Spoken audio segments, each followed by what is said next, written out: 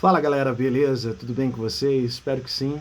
Saiu hoje na Sedufism meu texto intitulado O Crime Organizado no Brasil e o Conceito de Narco-Estado. Já passou de 220 visualizações.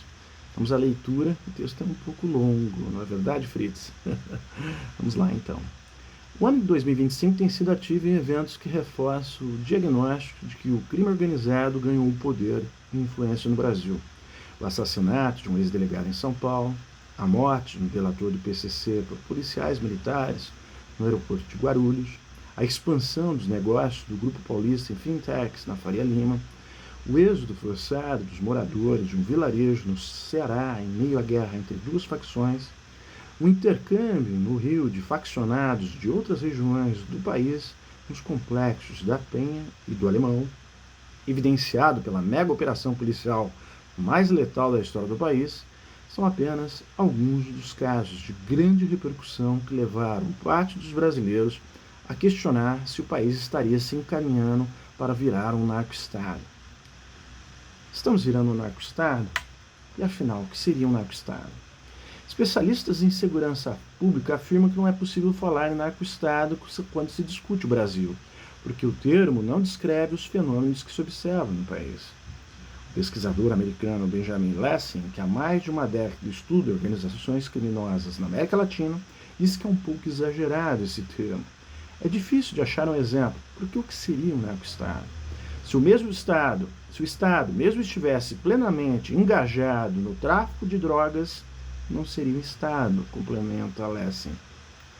Na visão de Lessing, o caso da Venezuela seria o que atualmente mais se aproximaria da definição, mas apenas se fosse comprovada a acusação que vem sendo feita por figuras como o presidente americano Donald Trump do envolvimento de agentes do Estado, no caso, membros da Força Armada, no tráfico de drogas, o que não se verifica até o momento.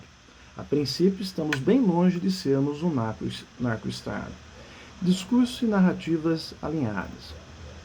De fato, o que chama atenção são as falas do secretário de Defesa dos Estados Unidos ao detalhar ataques aéreos americanos a embarcações no Mar do Caribe e no Pacífico, acusada pelos Estados Unidos de estarem traficando drogas para o país. São similares à de congressistas brasileiros e a do governador do Rio de Janeiro. Os governos dos Estados Unidos e do Estado do Rio de Janeiro usam o mesmo termo para designar os traficantes, narcoterroristas.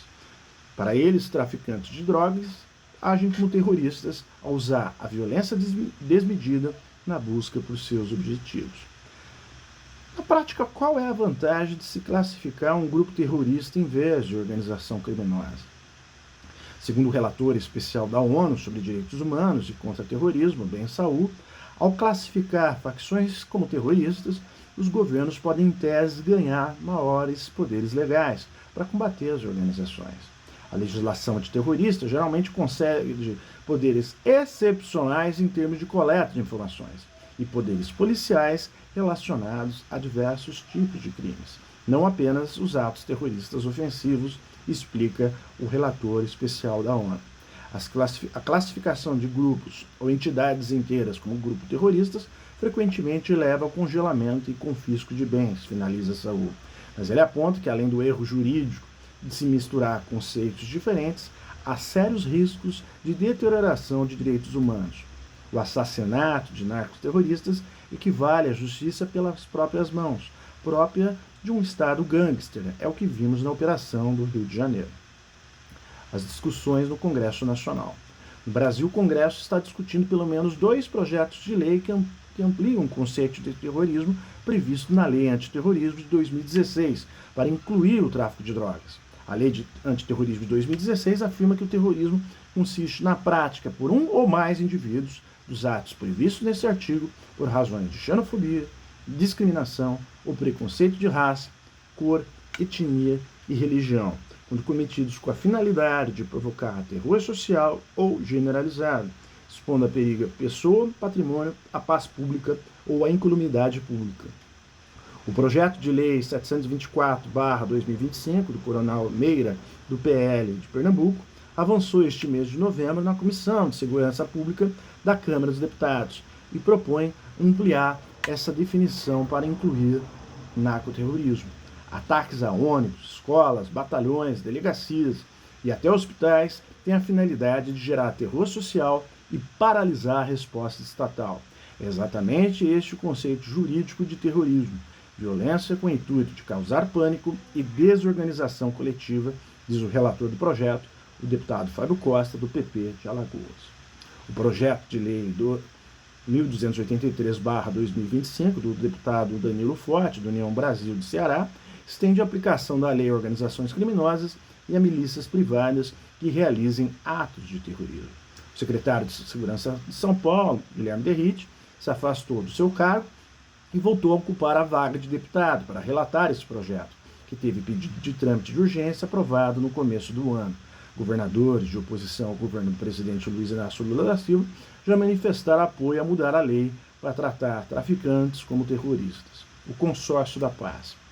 Os governadores formaram na quinta-feira, dia 6 de novembro, o que chamam de Consórcio da Paz, um projeto de integração para trocar informações de inteligência, prestar apoio financeiro e de contingente policial no combate ao crime organizado. Participam no consórcio, além do governador do Rio de Janeiro, Cláudio Castro, do PL, os governadores Romeu Zema, do Novo, de Minas Gerais, Jorginho Melo, do PL de Santa Catarina, Eduardo Riedo, do Progressistas, do Mato Grosso do Sul, Ronaldo Caiado, União Brasil de Goiás e de São Paulo, Tarcísio de Freitas, do Republicanos. Esteve também presente a vice-governadora do Distrito Federal, Celina Leão, Progressistas, que também participou dessa reunião do consórcio. Afinal, crime organizado e terrorismo são a mesma coisa? Após a mega operação no Rio de Janeiro, os governos da Argentina e do Paraguai anunciaram que passaram a classificar o Comando Vermelho, o primeiro comando da capital, como grupos terroristas. Abre aspas. Essas organizações transcendem a criminalidade comum. São verdadeiros terroristas que ameaçam a vida das pessoas e a soberania do país, disse o comandante das Forças Armadas do Paraguai, Cibar Benítez. O relator especial da ONU sobre Direitos Humanos e contra o Terrorismo, Ben Saul, diverge desse movimento de classificar organizações criminosas como entidades terroristas. Nossa visão, abre aspas, é que o terrorismo é essencialmente violência política, enquanto o crime organizado, segundo a Convenção das Nações Unidas sobre o Crime Organizado Transnacional de 2020, é definido essencialmente como crime com fins lucrativos ou por outro benefício material, explica Saul. Portanto, nossa forte recomendação é que o crime organizado e o terrorismo sejam mantidos amplamente separados como conceitos jurídicos, reitera Saul. Ainda segundo o relator especial da ONU, o narcoterrorismo não existe enquanto conceito jurídico. Trata-se sim de um rótulo político. O termo narcoterrorista não é um termo jurídico. É apenas um rótulo político usado para tentar desacreditar e deslegitimar grupos de que você não gosta. Esse termo não diz nada sobre o aspecto legal dessas questões, mas está sendo usado cada vez mais. Saul diz que o que determina juridicamente se o grupo é terrorista ou se ele é uma facção criminosa é a natureza da atividade, e não o nível de ameaça à segurança nacional ou o grau de violência ou sofisticação. Apesar disso, recentemente, o termo passou a ser usado por governos contra organizações criminosas, segundo o relator da ONU. Abre aspas. Acho que é um fenômeno bastante recente ver vários países das Américas começando a classificar gangues ou cartéis como grupos terroristas, simplesmente por praticarem o que é essencialmente atividade criminosa organizada. É o caso do Canadá, dos Estados Unidos, da Honduras, do Equador e da Argentina. Para finalizar aqui, meus queridos, o professor da Fundação Getúlio Vargas, Rafael Alcadipani, disse o seguinte, que ele que é membro do Fórum de Segurança Pública, a ONG que é a partidária, que reúne especialistas da área. Ele diz que as facções brasileiras não se enquadram na definição de terrorismo, por não possuírem motivações políticas e ideológicas. O Comando Vermelho, ou PCC, não tem interesse em virar presidente do Brasil. Eles não têm interesse em tomar o poder ou em uma pauta ideológica. Eles negociam cocaína e eles negociam crime.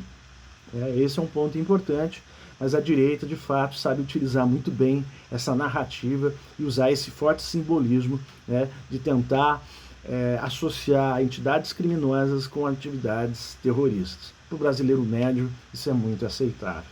Na verdade, pessoal, grande abraço, até mais e, é claro, valeu!